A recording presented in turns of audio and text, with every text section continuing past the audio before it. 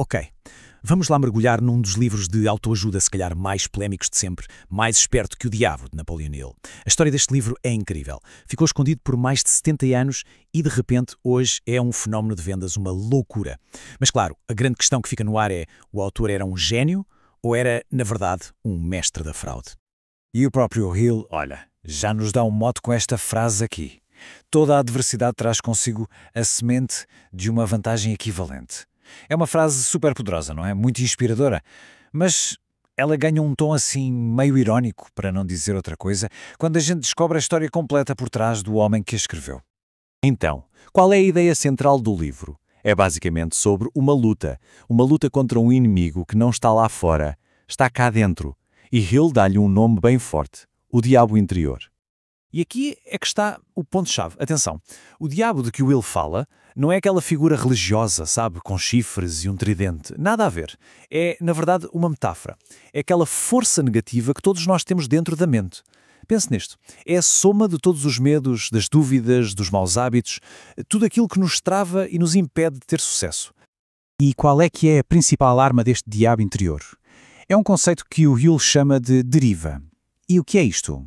Bem, é basicamente aquele estado em que a pessoa não tem objetivos claros, sabe? Vai só sendo levada pelas circunstâncias, ao sabor do vento. E segundo o livro, é exatamente assim que a maior parte das pessoas acaba por perder o controle da própria vida. Ok, e para nos manter nesse estado de deriva à toa, este diabo usa umas ferramentas que, olha, são muito familiares. São os 6 medos básicos que, segundo o Hill, paralisam qualquer um. O medo da pobreza, da crítica alheia, da doença, o medo de perder o amor de alguém, da velhice e, claro, o medo da morte.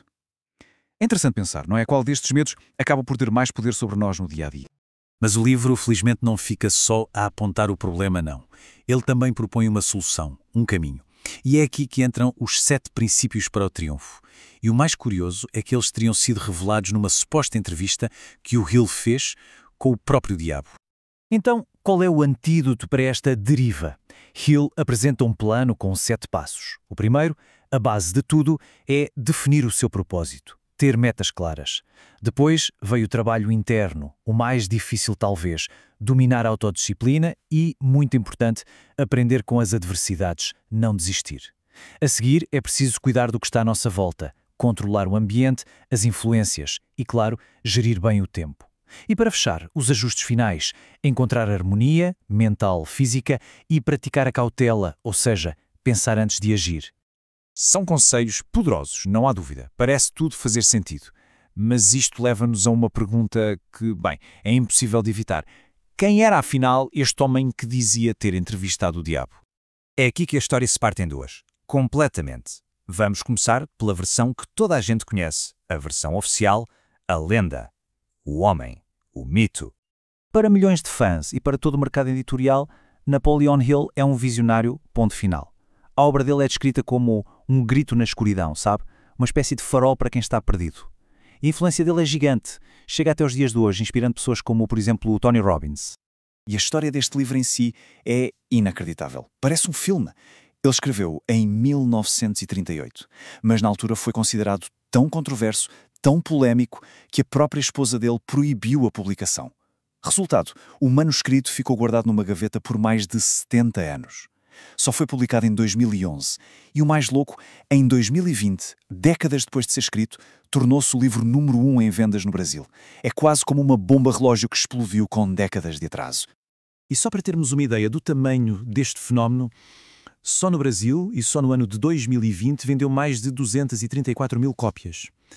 É um número absurdo para um livro que foi escrito nos anos 30. E agora? Agora vem a grande reviravolta na história. Porque por baixo desta lenda do guru do sucesso, existe uma outra narrativa, uma bem mais sombria, a do vigarista. Este quadro aqui basicamente resume o problema todo. De um lado temos a lenda, o protegido do magnata Andrew Carnegie, conselheiro de presidentes, amigo de Ford e Edison. Do outro lado, o que dizem as investigações, que ele nunca conheceu o Carnegie, que nunca aconselhou presidente nenhum, que não há prova nenhuma desses encontros famosos. De repente, a narrativa oficial começa a desmoronar-se e o autor visionário passa a ser chamado de vigarista de carteirinha.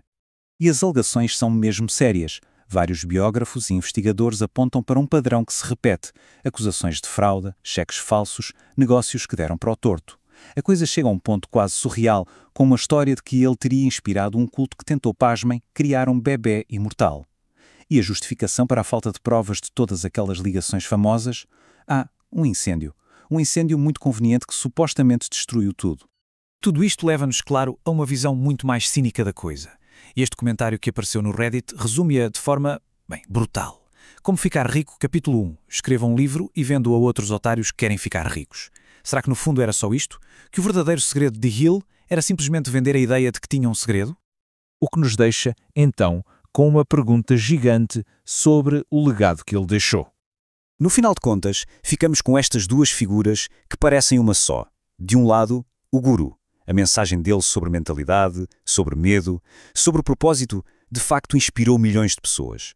Do outro lado, o vigarista. Um homem cuja carreira parece ter sido toda construída em cima de histórias falsas. E a gente fica a pensar, onde é que acaba um e começa o outro? O gênio dele estava mesmo nas ideias ou estava na arte de as vender como ninguém? E a questão final fica mesmo no ar, para cada um de nós pensar. Uma boa ideia, um bom conselho, deixa de ser bom só porque veio de alguém, digamos, com uma reputação duvidosa? No fundo, a pergunta é possível separar a mensagem do mensageiro? É uma boa pergunta e a resposta fica para cada um decidir.